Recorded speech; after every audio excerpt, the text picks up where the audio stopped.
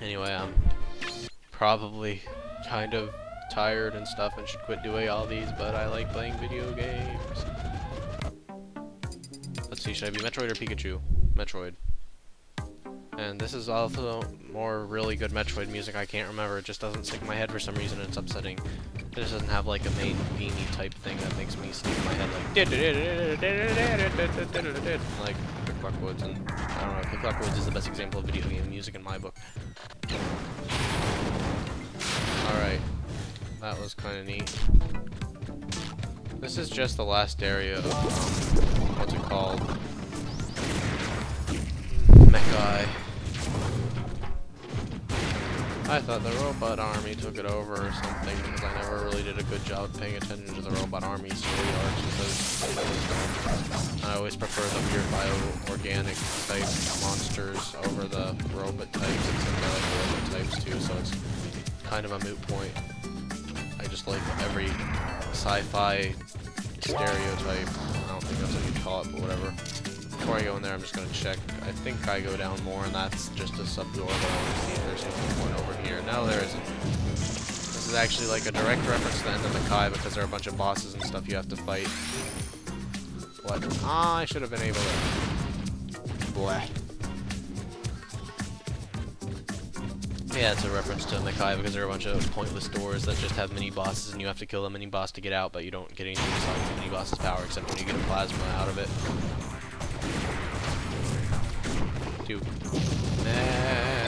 Metroid Prime.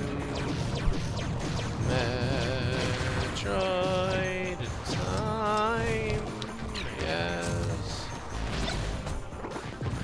They should make a game where these actually are, even though they're just kind of like green versions of Fox's lasers, kind of. Did they make any more like unique to Brawl items in this? I guess they had exploding crates and Smash Brothers series. They had exploding crates and rolling crates off the top of my head. And I really like how the crates changed. That's funny. I can't remember when I was talking about it. But really like how the crates changed their decorations on what level they were. I wish they had more. And I really like rolling crates, and I wish those were more commonly spawning. And that's it. I'm just complaining. That was a pretty nice little fight for stuff. And now I have a cannon. It's the thing that is Evil's weapon. I don't remember what it's called. I think it's the green hammer or something. Metroid Prime Hunters is a pretty okay game. They should have at the very least used the hunters and other stuff. I was kind of upset Silex wasn't in this because he's in Metroid Other M and Metroid Prime Hunters and a reference in Metroid Prime 3. That's enough to make him be the other Metroid character. And I actually would have preferred him over Ridley, even though Ridley deserves it more. I don't, like I said, I don't really care for Ridley all that much. You'd be able to drop bombs while doing this to make Samus unfair. I mean, Metroid, I'm a wacky guy. Okay, big pyramids are totally hard. What? They respawn, even though they aren't dead yet? Double spawn? I don't even think that's a thing. Why is that random talking in the background? What's this? I'm hoping it's just a bonus door and I don't skip something important, but my definition of important is not very well defined, and I think I did miss something important. I was trying to just go. Yeah, this doesn't really lend itself to a 2D platformer too well. I would have rather had like a ranged. Oh no, I wouldn't have rather had ranged fights. I would have had adventure mode like Melee's adventure mode is another option on top of this, just because this doesn't necessarily work too well all the time. A lot just turns around. Okay, what's a good Pikachu attack? I guess all of them. The faster ones, probably. Thunder's really powerful, but it's mostly like knockback powerful, and these guys don't knockback power, you want regular power. I wish that had a random change, something like Green Missile, but I also like how Green Missile has the added thing that makes it different from Pikachu's Skull Bash. Okay, is this a secret area? Okay, maybe.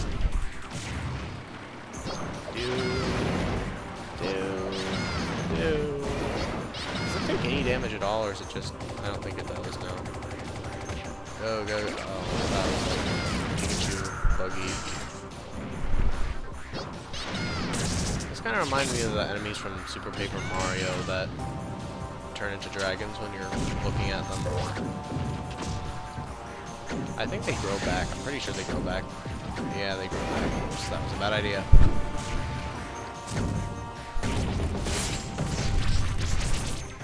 There we go. Yeah, some characters have a really hard time attacking it, but other ones don't. Is that all just for a trophy? Do these random trophies count for your... Okay, I don't like triple jumps. But, do these trophies count for your percentage total? I don't think they do.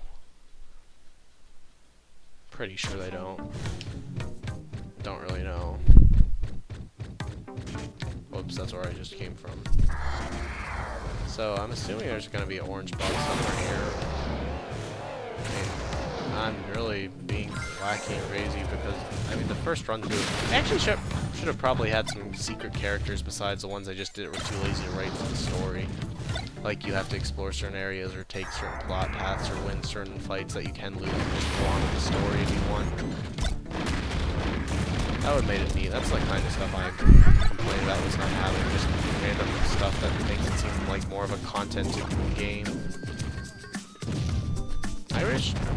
I wish I regularly knew how to turn my missiles into super missiles. I tend to forget every so often, and then when I do, I realize super missiles aren't very good. What is it? I think it's hold down the... I don't know. That's like smash the button or... No, I'm bad at remembering how to do it, but... Oh, I'm sure I'm gonna get thousands of comments telling me how to do it as soon as I post this video, so... Whatever the problem is, it won't last for very long. Sigh. I'm sorry for these exhaling noises. It's hard for me to detect them unless I'm like actively surveying my video thing, and then if I... Yeah, I knew it. But yeah, then it's too quiet and stuff, and hey, that's what those nanogogs remind me of. They remind me of snovers, or whatever those are called. Okay, and that's the end of that little subdiversion space, diversion, emissary. There we go. Back to the main door. Hopefully I don't die too much anymore. And my computer fell asleep, and this is just a land of bad Let's Plays, what with the breathing noise, which I think probably annoys me more than anyone else. Looks like you could go through it. Oh well. And other Teddy things. And I think the Rob launchers actually use colored versions of Snake's missiles for anyone who cares or didn't work it out for themselves, which I don't think is very many people. Good job, Rob. What? I didn't know you could just fly forever. You said playing as me. They should have just let Rob fly forever. I do think they should have a character that can fly forever, but if they're really light or something, that makes it even. I mean, that's basically Pit, except Pit is also heavy and has good attacks and stuff, so... Oh, well, I'm kind of better at Pikachu anyway, I think. I don't know, I'm pretty good at Metroid, but... Pikachu is probably better for the Subspace Emissary just because of his ranged attack, and it just goes forward slowly. And that's really not it, it's more like the fact I remember how he goes more frequently than I remember how Metroid goes.